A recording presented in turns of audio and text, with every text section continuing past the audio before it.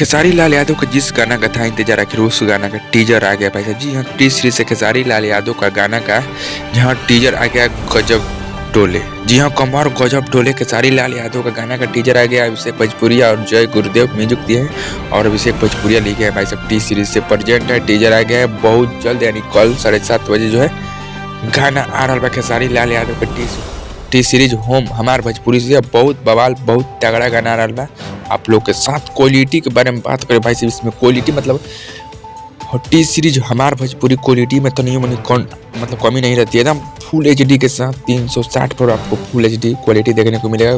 Quality में तो उनके समझौता नहीं होगा, ना लिरिक्स में होगा, ना बैकग्राउंड के उथू में क्वालिटी में मतलब इफेक्ट में होगा कि डांसर कुछ और नाच रहे हैं, कैसा ही कुछ और नाच रहे हैं, मतलब भूसा वूसा पर गाना शूट हुआ। नहीं, कुछ नहीं, एकदम साफ, एकदम पैसा फूंक देता है हमारा भोजपुरी टी सीरीज। हमारा भोजपुरी इंडिया का नंबर 1 जो है म्यूजिक कंपनी है टी सीरीज, सबसे मतलब इंडिया में वही है टी सीरीज हमारा भोजपुरी भाई सब बहुत जबरदस्त। उससे खेसारी लाल यादव का कॉल कम बैक हो रहा है। चलिए मिलते हैं कुछ अपडेट ले।